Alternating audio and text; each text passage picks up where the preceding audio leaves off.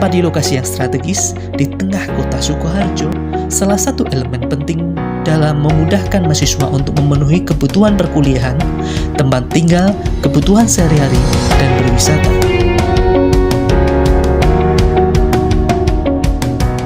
Program studi pendidikan yang menciptakan tenaga profesional siap kerja untuk membantu individu yang memiliki masalah pribadi, hubungan sosial, belajar, dan karir. Bimbingan dan Konseling Univet berdiri sejak tahun 1983 dengan nama Psikologi Pendidikan dan Bimbingan, kemudian berganti nama menjadi Bimbingan dan Konseling dengan akreditasi B. Lebih dari 1.800 alumni lulus dari BK Univet dengan mayoritas sebagai guru, pengawas pendidikan, dan kepala sekolah. Melalui dosen-dosen yang minimal bergelar magister dan syarat akan pengalaman, kurikulum dirancang secara komprehensif untuk menciptakan mahasiswa yang terampil, komunikatif, berdaya saing, dan profesional.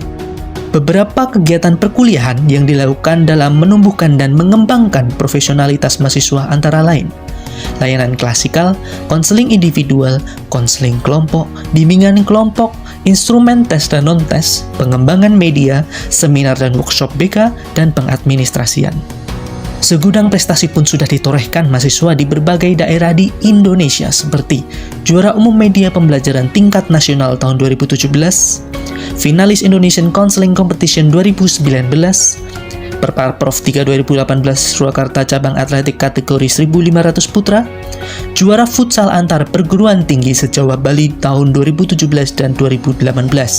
Munculnya prestasi salah satunya dipengaruhi oleh terpenuhinya fasilitas dari bimbingan dan konseling seperti laboratorium bimbingan dan konseling terstandar, ruang micro teaching terstandar, ruang kelas yang nyaman, perpustakaan pusat dan prodi yang memiliki lebih dari 8.000 koleksi buku cetak maupun elektronik, ruang dosen, dan unit pengembangan karir dan alumni. Selain itu, masih ada fasilitas umum seperti parkiran yang luas, lapangan untuk berolahraga, dan berbagai unit kegiatan mahasiswa sebagai wadah pengembangan diri mahasiswa. Ayo, Bergabung bersama kami.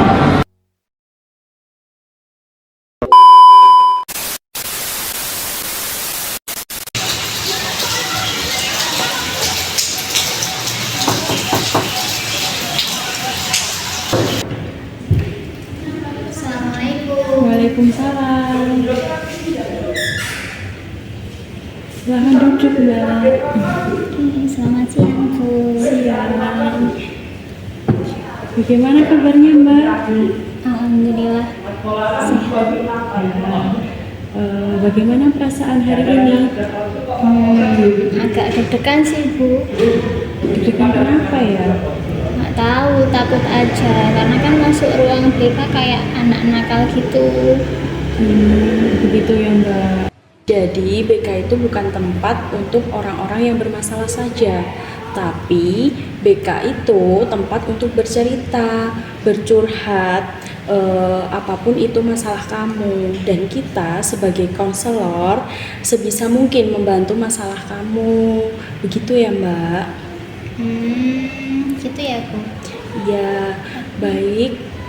Kemarin saya kan bertemu dengan wali kelas Mbak, dan saya diberitahu kalau Mbak ada sedikit masalah. Apakah benar ya? Iya, Bu. Jadi kemarin sama wali kelas saya disuruh untuk menemui Ibu, seperti itu. Oh, baik.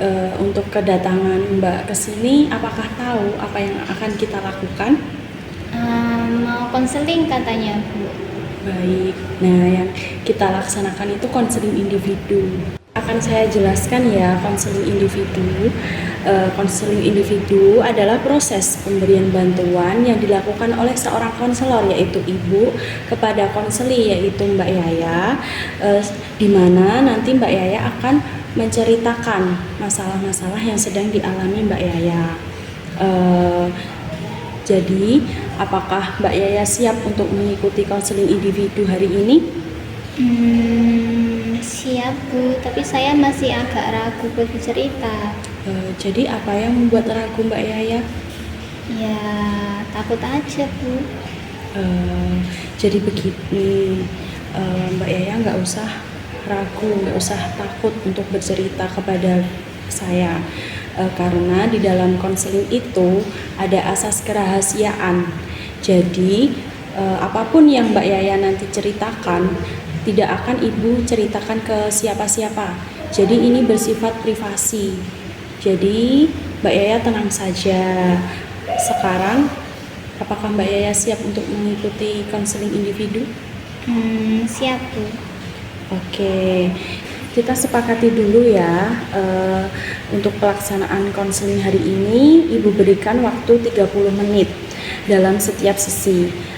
Apabila tidak cukup waktunya, kita lanjutkan di minggu depan. Gitu ya. Oke, baik Bu. Baik, kita mulai sekarang. Apakah Mbak Yaya siap? Siap Bu. Jadi gini, kemarin wali kelas Mbak Yaya bertemu dengan saya dan beliau bercerita bahwa Mbak Yaya itu ada sedikit masalah. Apakah benar ya Mbak? Iya sih Bu. Kalau boleh tahu apa Mbak masalahnya ya?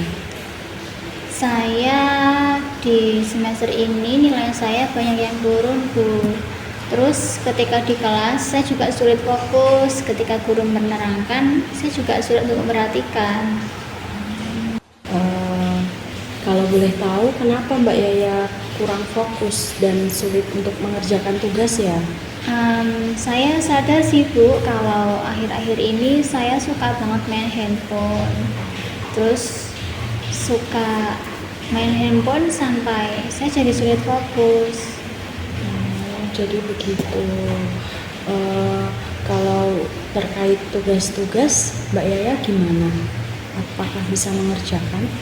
Iya, saya kerjakan sebisanya aja Bu. Nanti kalau misalnya nggak bisa ya saya nyontek teman.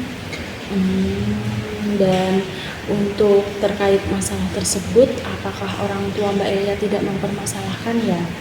Iya, kadang dimarahi karena sering main handphone kan, tapi kadang yang saya abaikan atau mungkin orang tua saya capek sampai nggak sempat untuk mengingatkan saya.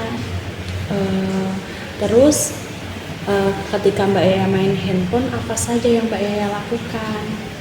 Ya kayak biasanya Bu, scroll TikTok, main IG, terus nonton drakor kayak teman-teman saya yang lain. Apakah Mbak Yaya pernah mencoba untuk tidak bermain handphone? Pernah sih Bu, tapi itu rasanya nggak nyaman, soalnya kayak ketinggalan berita, ketinggalan update. Jadi saya nggak suka kalau saya nggak main HP, saya pengennya main HP terus. Nah, itu berarti Mbak Yaya mengalami kecanduan handphone. Jadi Mbak Yaya merasa tidak nyaman jika tidak bermain handphone. Gitu ya Bu. Iya. Sekarang Ibu akan memberikan suatu teknik supaya Mbak Yaya bisa mengurangi kecanduan menggunakan handphone. Apakah mau? Boleh Bu dicoba. Baik, jadi gini, salah satu pendekatan yang akan kita lakukan, yang akan Mbak Yaya coba, yaitu dengan membiarkan rasa gelisah itu tanpa harus merespon apa yang Mbak Yaya ingin lakukan. Jadi Mbak Yaya kalau ingin bermain handphone, jangan mengambil handphone tersebut. Ini cara supaya kamu bisa mengurangi kecanduan bermain handphone, begitu. Berarti harus dibiarkan gelisah dulu dong, tapi nggak enak dong Bu. Ya, itu awalnya mungkin Mbak Yaya juga akan merasa gelisah, merasa tidak nyaman karena tidak sering menggunakan handphone. Tetapi dengan Mbak Yaya berlatih secara perlahan, nanti rasa kecanduan terhadap handphone akan berkurang. Jadi otak kamu akan merespon bahwa saat ketika Mbak Yaya gelisah tidak harus dengan mengambil handphone, begitu. Jadi harus dipaksain ya Bu. Tapi kalau misalkan gagal, saya harus gimana Bu? Ya, Mbak Yaya harus mengalihkan kegiatan Seperti Mbak Yaya bisa membaca buku, menulis, atau berolahraga. Itu merupakan hal yang positif. Jadi Mbak Yaya bisa mengurangi kecanduan handphone tersebut dengan melakukan hal-hal yang positif dan bermanfaat lainnya. Jadi supaya Mbak Yaya bisa mengurangi kecanduan handphone tersebut. Baik Bu, akan saya coba. Baik, karena waktunya sekarang sudah habis, sudah 30 menit, maka konseling hari ini kita lanjutkan di minggu depan. Saya ingin melihat perkembangan Mbak Yaya bagaimana setelah melakukan tips yang sudah saya sampaikan tadi.